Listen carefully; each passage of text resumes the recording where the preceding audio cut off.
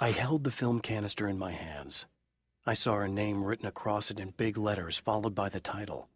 It was a time capsule, moments snatched from times gone by, from a past that I hoped could also be our future. It was my salvation, our chance to be together. A tin can with a bit of magic in it that she didn't even know about.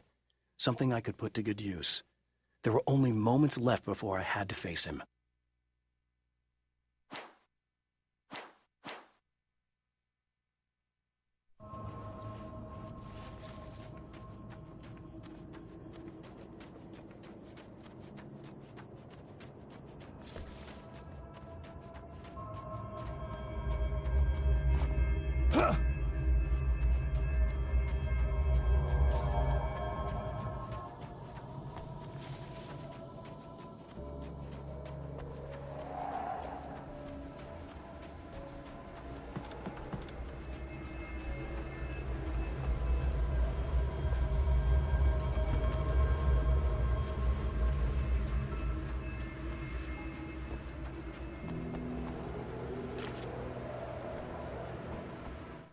I have changed.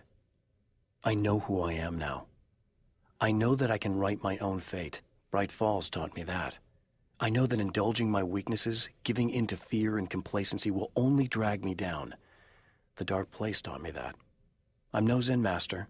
I've not attained enlightenment. But I have learned to let go of the things that I don't need. I know that without that balance within, I become my own worst enemy. Now I strive for equilibrium, and with that, I'm strong enough to get where I want.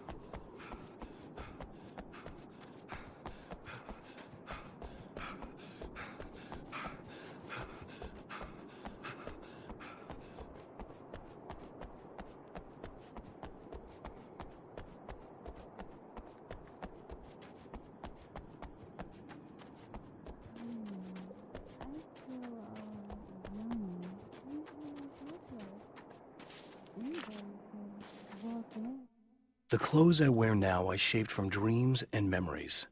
It's an old outfit, originally from the 90s. The last time I wore it was when I was still writing and Alice and I took a vacation in the desert before our troubles began. The night before, we'd been at a party, and I had dressed to the nines. On that lazy day, I put on these old clothes, worn and comfortable. Alice made a joke about grunge. I felt a little embarrassed, but I stuck with them. We were very happy. I'm sheathed in good memories to remind myself of what is at stake.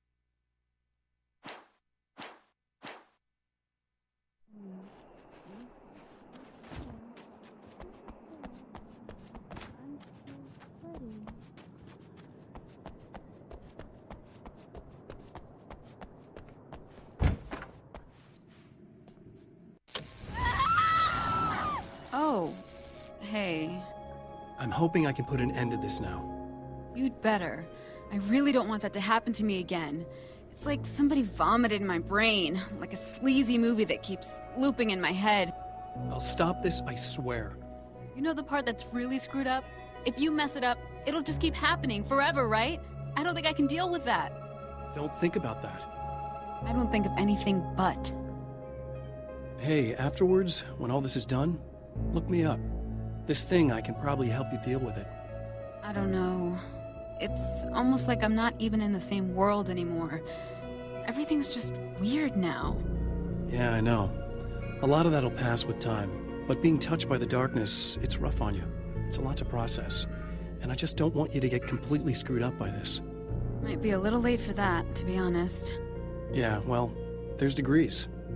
At least you're not at a point where you go around picking fights with people over not changing their light bulbs often enough. What? Never mind.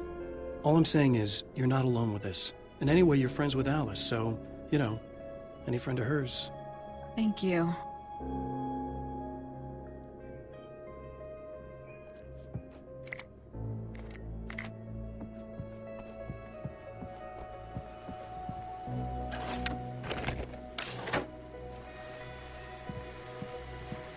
Hello, folks, and welcome to the third part of our pre-recorded interview with Serena Valdivia and renowned photographer Alice Wake. So, tell me about the film. It's called Sunrise, and it really wasn't something I ever thought of as an actual film. It was just footage, things I saw and happened to shoot. It's not a medium I'm very much at home with. You shouldn't put yourself down. You've got a great eye. Maybe, but experience is another thing. Because you're primarily a still photographer. Yes, exactly. So I'm really used to thinking of the world in terms of snapshots. I frame something and try to pick the right moment, and then reveal that moment to people. Moving images are a different story. I'm still learning a lot about it, to be honest. So, this is a new thing for you? Or maybe I'm just a slow learner. But showing it like this is definitely a new step for me. It's a little weird taking something this intimate and showing it to everybody. Not that the material itself is somehow shocking. It's just that those were private moments. But that's why it works, because it feels genuine. It's not so much a story as it is a sort of an echo, showing us how you saw your husband at the time. It's not really about the sunrise itself or Alan watching it.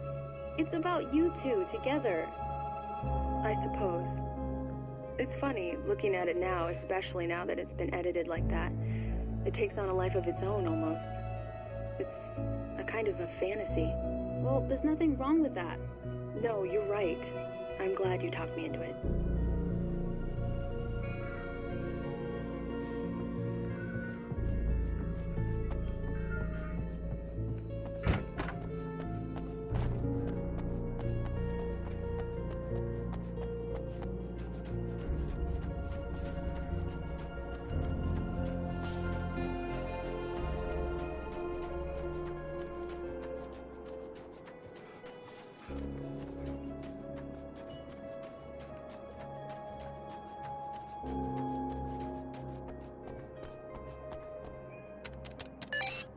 Again, the champion of light enters the final trap.